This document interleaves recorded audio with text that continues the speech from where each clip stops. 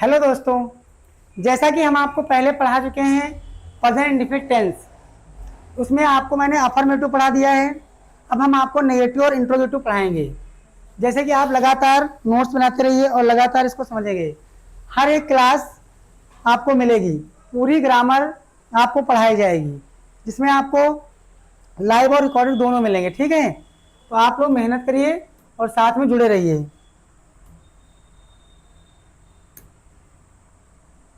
तो ध्यान दीजिए, समझो। जैसे कि हमारी आज की क्लास में क्या पढ़ाएंगे? नेगेटिव सेंटेंस पढ़ाएंगे। क्या पढ़ाएंगे?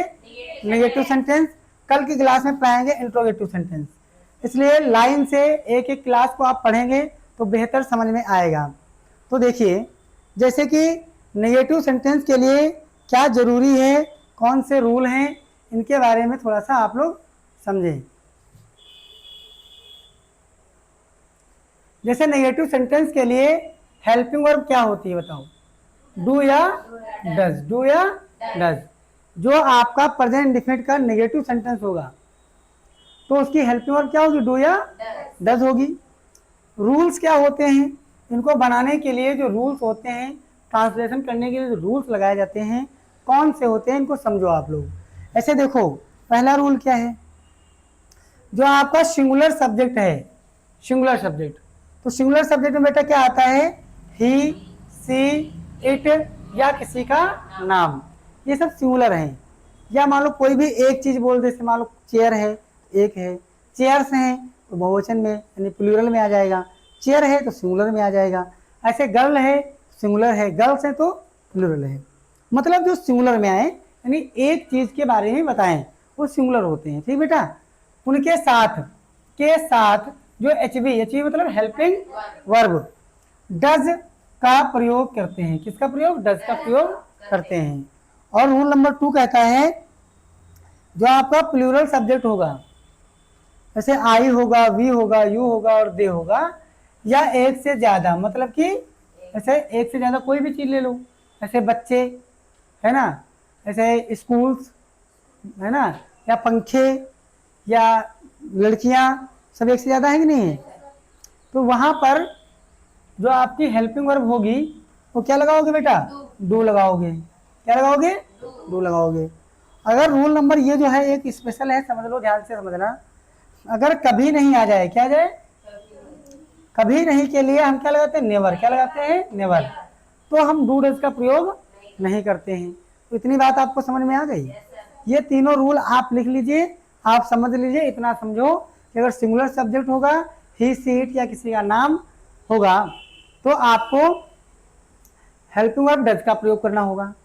अगर आपका रूल नंबर 2 कहता है प्लूरल सब्जेक्ट होगा, आई, यू, वी, दे या एक से ज्यादा, तो आपको हेल्पिंग वर्ब डू का प्रयोग करना होगा।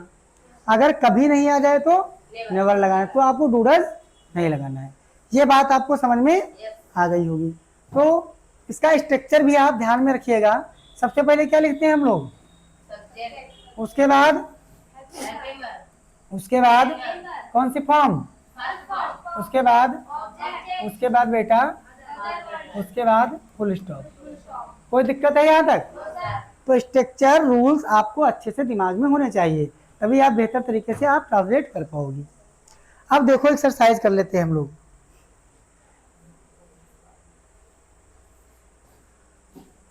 ध्यान से समझिएगा।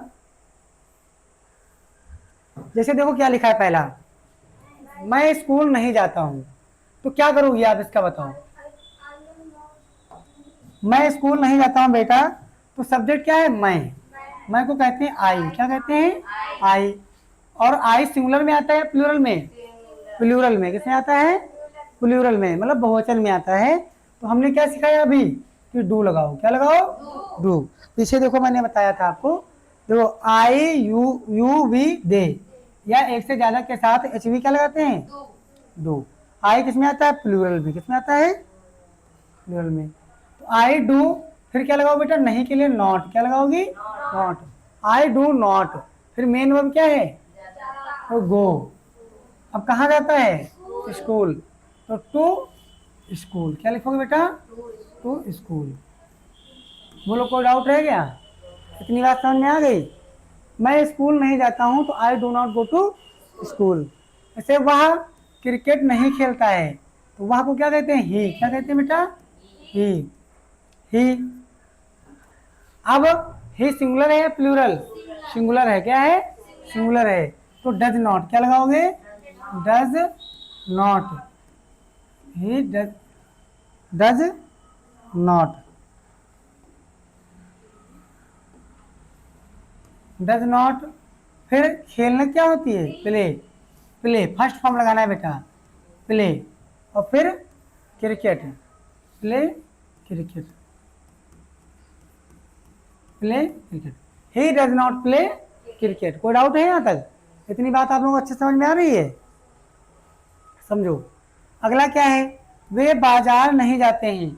छोटे छोटे सेंटेंसेस को दिमाग में बैठाओ, है ना। पहले पहचान मैंने कल आपको सिखाई थी, लास्ट में क्या है? हाँ है। हाँ है तो आप समझ जाइए कि प्रेजेंट इंडिफिनिट है। प्रेजेंट का है, किसका है? उससे पहले ता आ जाए तो इंडिफिनिट का है, तो मिला करके क्या बन गया? Present indefinite. अब देखो नहीं लगा है तो समझ जाओ नेगेटिव है। क्या है?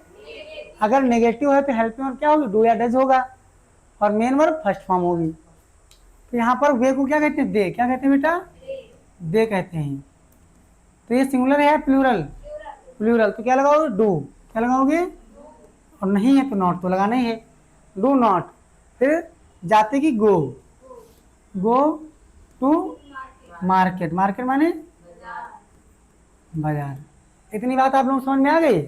तो क्या आप इससे बना सकते हो?